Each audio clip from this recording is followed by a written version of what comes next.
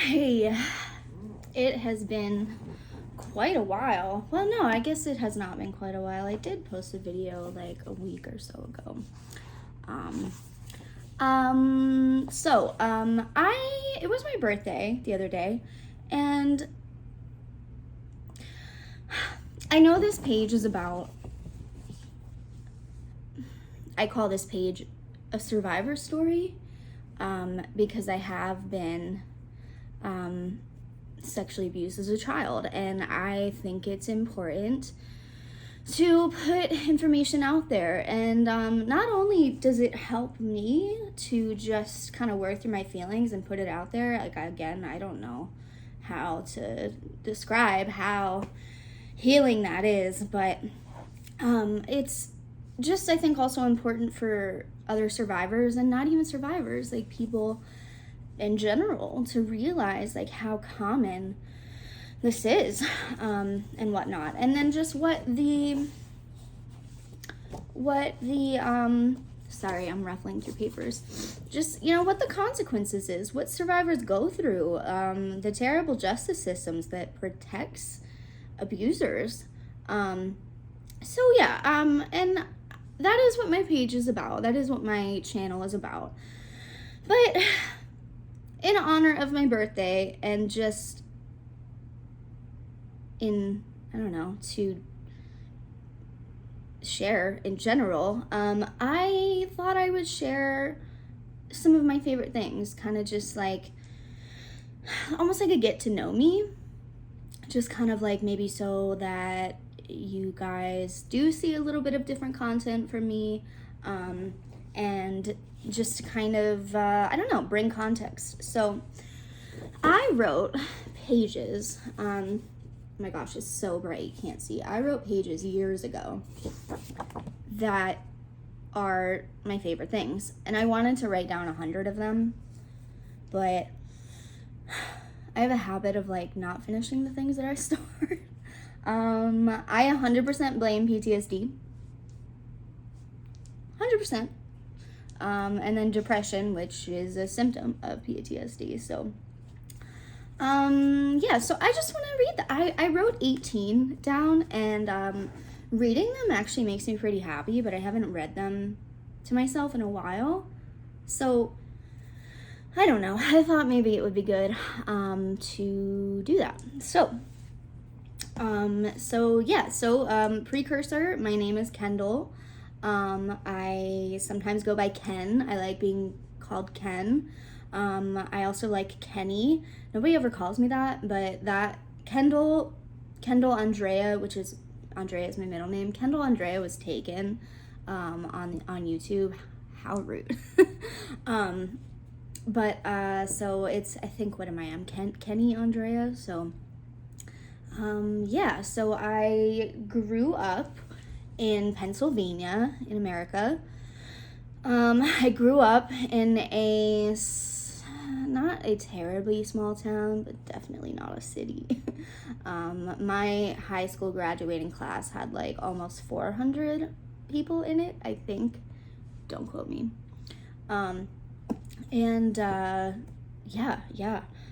So I really actually enjoyed going to high school. I don't know how I would have made it in a super small town. I really don't. Sometimes I think small town life is intriguing for sure. I think as an adult I might like small town life, but also at the same time I'm very open, and I really try to practice authenticity and transparency. If you've watched my channel, if you've watched my videos at this point, I think that that's apparent. What else? I can only think of like one thing, and that's just because of the light shining on my face. I have green eyes. I don't know if you can see. I am 28, I just turned 28. I moved to California when I was 20, and I lived there for almost 4 years. So I moved back home when I was 24. 24? Yes, 24. I moved back to Pennsylvania when I was 24. My mental health just was at that time an all-time low. Little did I know that there was going to be other times when it was even worse. And I think that that's kind of the thing that scares people off from doing emotional work and doing healing work, introspection, is that sometimes, like a lot of the time, when you start doing the healing work, you kind of feel worse. And that can be dangerous. And so I completely understand why people kind of shy away from doing self-work. But, you know, I made it through. Luckily, I was in therapy at the time. I had a lot of support. And, you know, I did it. And now my memories of the abuse surfaced. And I finally know what's fucking wrong with me. All these years. And so, yeah, and it sucks. I'm hurting. It's dangerous. It is dangerous. I won't lie. Going through this, but I'm pretty excited for my life. I don't know if I've said that in my past videos, but I'm excited. I think for the first time ever.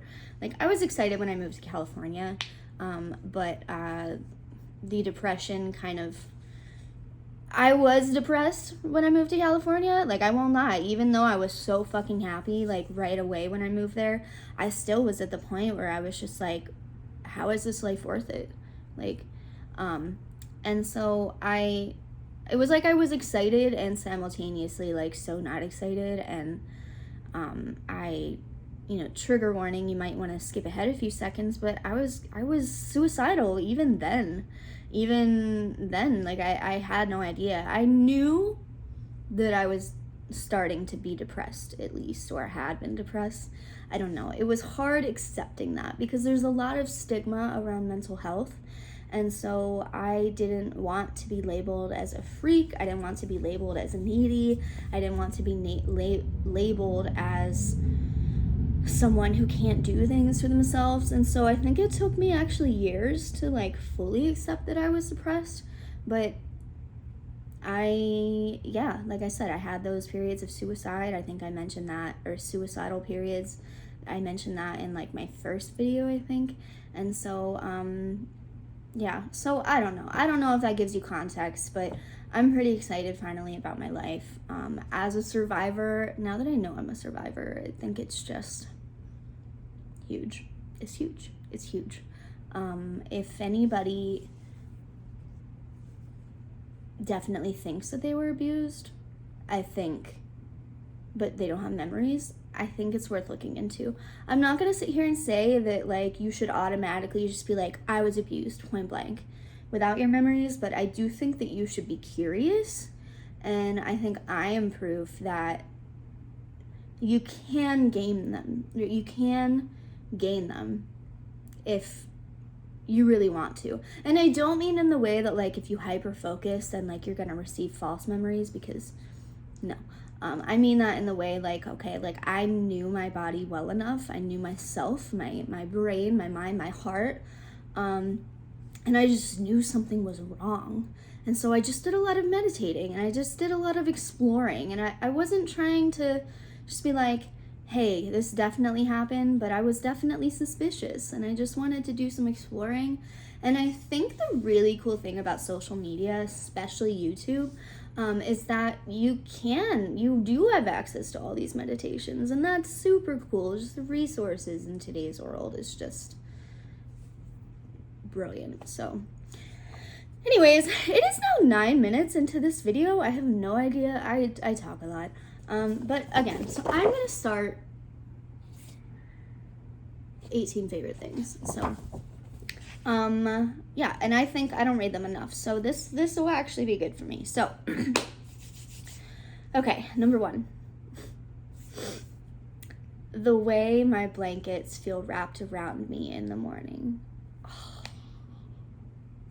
this is just so, a lot of people say that, like, they feel that at night, and, like, I think I'm too anxious when falling asleep at night, so I feel comfortable in certain ways, but also not. So it's so stereotypical to, wake up in the morning, you don't want to wake up. And so everything feels like just that much more comfortable. And I even wrote a poem about it. Every single part of the blanket is just hugging you in the right way, and your pillow is in the right way, your mattress feels perfect, all of it. So, number 2 of my favorite things. When a stranger and I smiled at each other passing on the sidewalk. Bro, I actually really like this. I am a super shy person, or at least my shyness has dissipated a little bit, but as a kid, oh my god. And so even now, like, it can feel very there's a lot of anxiety in smiling at someone, like, on the street, but I do make it a habit to try and push against that and just lift my head. It's so hard, but it's so simple. Just that one thing. Just lift your head, look at somebody in the eye. That's the next step. And then just smile. Just, put that energy out there. And then when they smile back, it's just so, and sometimes people smile at me first, and I just feel so great. So I like making other people feel great about their day. Even that one little thing about the day might be the only little thing about the day that feels good. And so, yeah. Number 3, listening to music that makes me feel throughout my entire body. Oh, yes. When you get the tinglies and, like, your body just feels alive, like, almost like inside of you, you just feel like things are moving, things are collaborating, things are just so exciting. Number 4, everything about lavender. The way it looks, smells, feels, tastes. I love lavender. Actually, for my birthday, we went to the county fair, me and my mom, and wow, like, lavender is like such a thing now. Like, and just when I grew up, at least in Pennsylvania, north central Pennsylvania, that was like considered very bougie.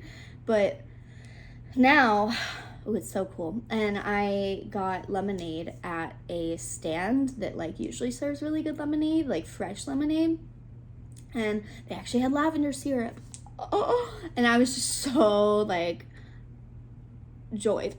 So, and I got it, and that was nice. I felt very. So, number 5, water. Water is amazing. I can't even. 2 things that I feel like we take for granted all the time: breathing and water. How amazing it is, how brilliant it is that this earth contains oxygen, and we need oxygen to be alive. And we breathe just that deep breath, and a lot of people don't know how to breathe properly, so you breathe from your belly, you exhale. And then oftentimes, for me, I have anxiety related to my breathing, abuse, and then I'm sure other people do too, abuse or no abuse. So you breathe from your belly. Imagine expanding your ribs out.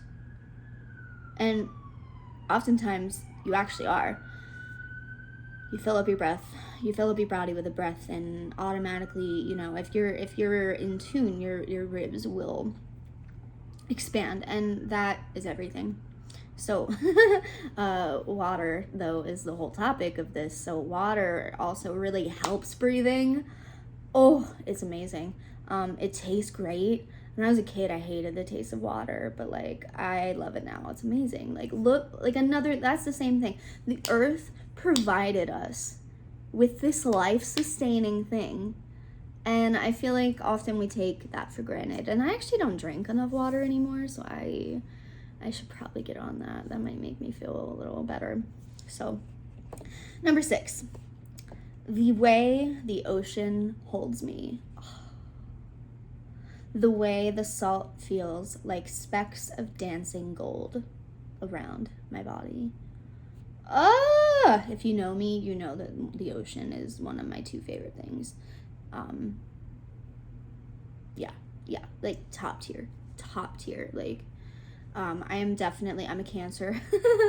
My ruling planet isn't even a planet, it's the moon, which rules the ocean. It belongs to me. I belong to it, it belongs to me. On another note, which maybe I'll explain sometime later, not in this video, I'm actually pretty scared of the ocean. I think that also actually relates to my abuse, which I could explain in another, in more depth, but oh my God, it's just, if I'm not at the ocean every day, which I'm not at the ocean every day, my soul is slowly leaching out of my body. I'm drying up and I'm lost. I'm just not as happy as I am when I'm at the ocean every day. Or actually, I've never been at the ocean every day, so when I'm not at the ocean in general, so. 7, that tattoos exist. The way we can use our body as our canvas to display the art of our souls. Wow, it's actually really good reading this list. So I have an anchor on my side. I have this mandala, which I actually did design. I have daisies. I have a couple tattoos on here. I have lipstick stain from a person that used to be my friend, which is actually still very precious to me, because even though we're not friends anymore, we had something really special going for a while, and I would never get rid of that. Like, if I had the choice, I would never get rid of that, regardless of how things ended. I also have a California poppy on my arm. The Trans-American Pyramid Building, which is in San Francisco. It's kind of just two California tattoos. The moon, again, Cancer. This was my flash tattoo from, I think it was Friday the 13th, and it's just a little like lotus. It's a pretty standard design, but I love it. I am going to actually get like a tree here, like a bear tree, like that. It's just turning spring from winter. There's tiny little pink buds on the tree, but the rest of it is bare. And I want to get a skeleton and an alien sitting like in the tree, like kind of either like next to each other, like and I'm debating about getting third eyes on both of them, so we shall see. I also have the Cancer sign on my back of my neck. I have a just standard kind of line wave on my ankle. And I also have a Om symbol on my ankle, which I don't know, I'm just, because in Hindu culture, the feet are 100% not sacred, and so the fact that, and I didn't know this at the time, I got a sacred symbol on my feet, which is not sacred, but the Om symbol is the sound of the universe, which is just so me, it just so resonates. I also have a band around my ankle that it was supposed to be lavender, like a strand of lavender, but like he was just like, no, that's not what lavender looks like. And me, I'm such a people pleaser, so sometimes when I'm in my tattoo appointment and they're like, I want to do this, I like don't know how to say no. And I don't know, I didn't even think about showing him a picture of just a stalk of lavender, so, but either way, I digress. It's actually really beautiful. I really like it, and it's all color, so I think that's about it for my tattoos so far. So what are we at? 18 minutes. Whew. I'll try to speed through here. So number 8, that coffee and tea feel like the physical extensions of myself. If you're a coffee or a tea lover, you know. I smoke weed sometimes, but like coffee is a real drug. Like, I don't even think weed is a drug. I think you can be addicted, but you can be addicted to so many things. I wouldn't classify weed as a drug, but if you're gonna classify things that are addictive, I would classify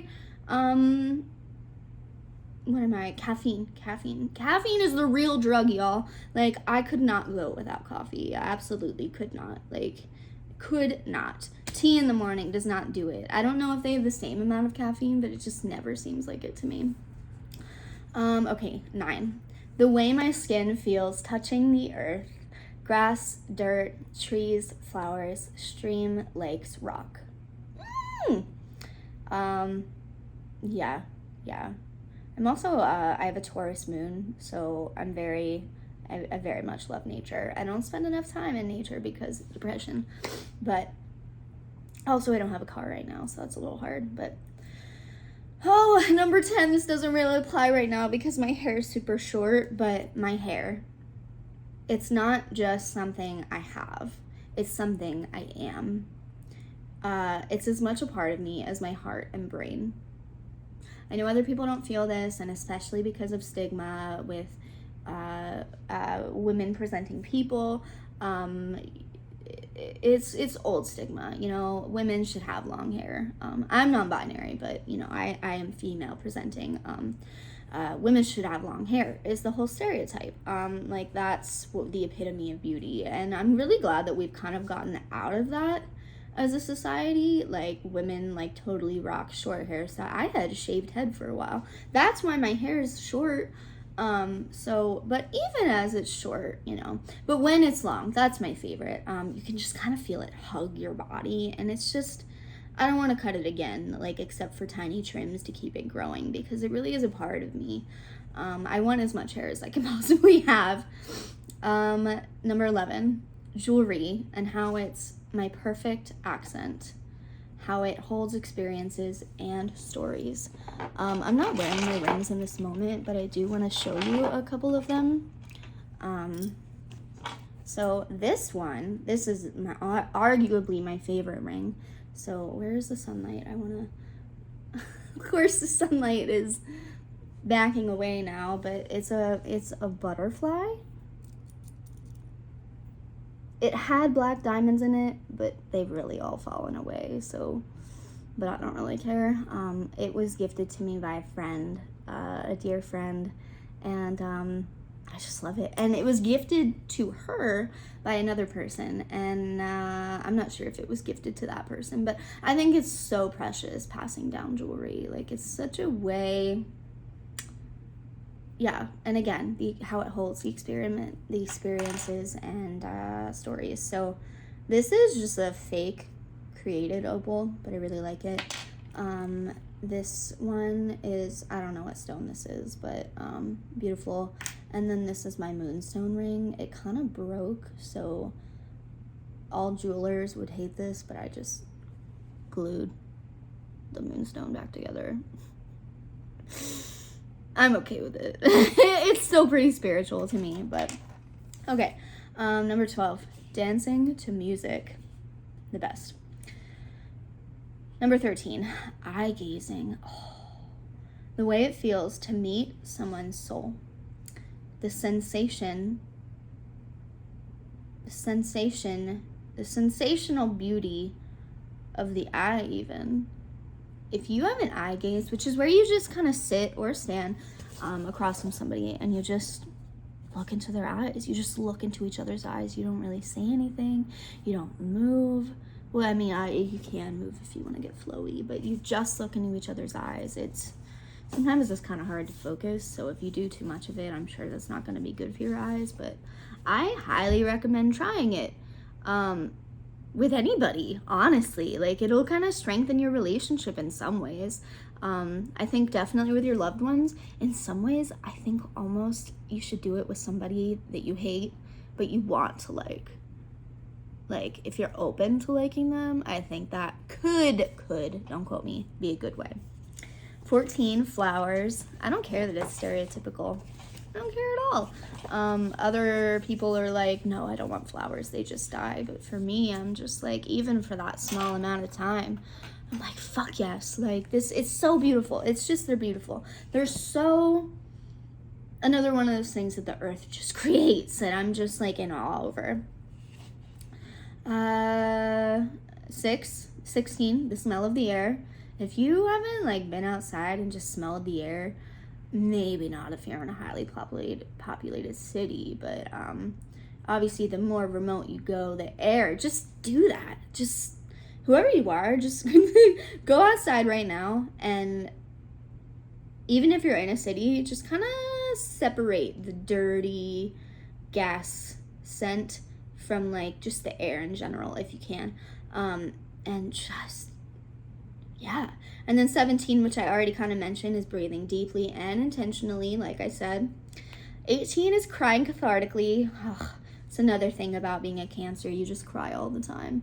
But I'm not afraid of it. I'm not afraid. And I haven't been afraid of it in a long time. And I think, like, I can sort of control when I cry and not cry, depending on the situation. And usually if I try to control and not cry, then, like, when I'm alone, I'll just sob for a minute. But I highly recommend it. If you don't cry, it's super freeing, honestly. And it's a way to connect to yourself. So 19 is talking passionately, obviously. 20 is going to the movie theater. Yes, I love that. Getting all the snacks. Honestly, I hate going to the movie theater with no snacks.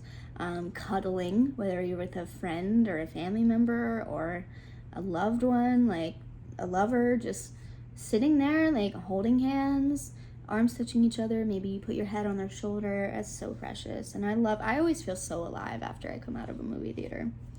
And yeah, so walking out after the movie, I feel like I could do anything. 21 is candles. 22 is burning incense. I'm really big about smells, and I just love the way that, like, candles and incense, the vibe. Like, I love the flame, the flickering flame from the candle, and I love the smoke rising from the incense. 23 is eating all of my favorite foods. How mind-blowingly good they are.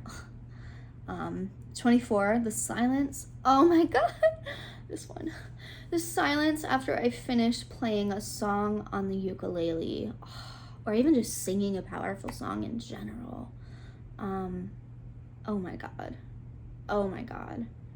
I think I posted this in my other video. Like, singing is my top favorite thing about life. It's such a passion for me. I may not do it professionally or work on doing it professionally, but oh my god, it's such a passion. And that moment after you're finished with something really powerful, it's just the perfect thing. The most beautiful relief and endorphin release. That, yeah. 25, writing beautiful letters to my beautiful friends. Nobody likes to do this anymore. I want a pen pal. Okay, so 26, receiving beautiful letters from my beautiful friends. Writing and receiving, such a love language for me. I hate to use that term loosely. It's because I really enjoy quality time and words of affirmation. Those are my top 2 love languages.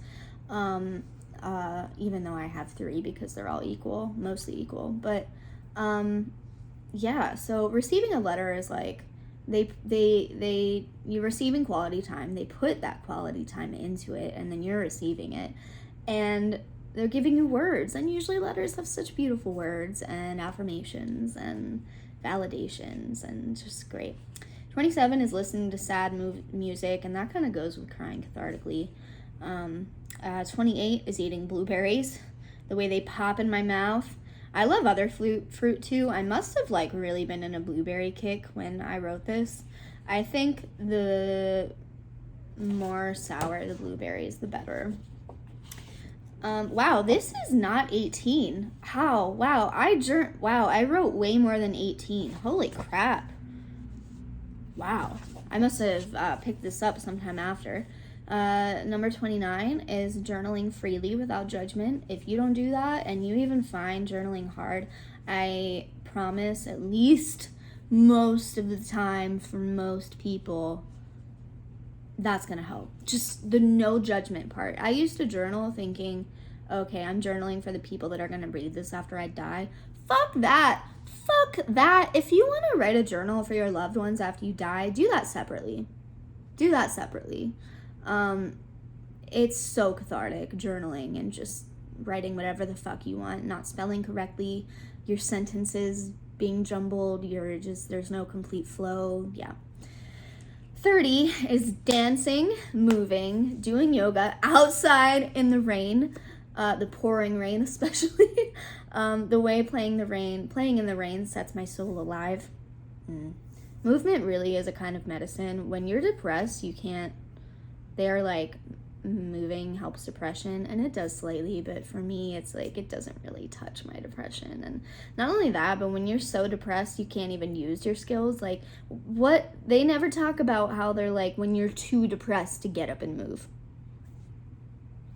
and it makes you too anxious. So 31 is the last one, now that we're at 30 minutes. Bending my body in pure dance and asana fashion. If you don't know, yoga asana is the practice of moving your body. The way it sets my soul back into place. Oh God, yes. Actually, I haven't done yoga in a while. I did like one sun salutation a couple weeks ago, and that was actually really nice. Oh God, just downward dog, they say it's a resting place. I disagree. Unless you're like super, you do it all the time. Other yogis will disagree as well, that it's not a resting place, but it makes my back feel so good. It just makes me really fall back into place. So, I feel like I really rushed through those last ones, which I don't like. I don't like having to rush, but we're at 31 minutes now, and I don't know. Yeah, I just wanted to share some about me. A nice little change from my survivor stories.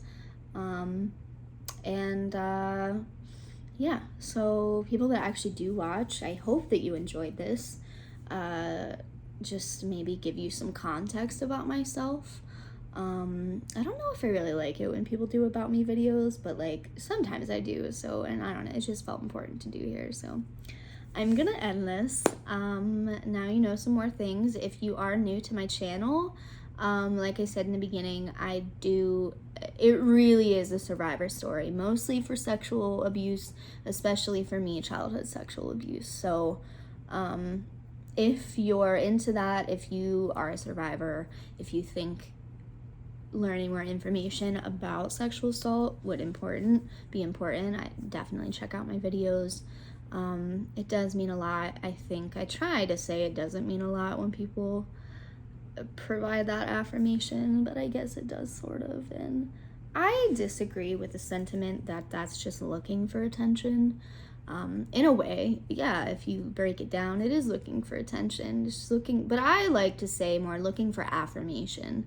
And you don't always need affirmation from other people, but I need both. I need affirmation from myself and I need it from other people. So that's not why I'm doing this, but it definitely does make me feel good, the more people that connect.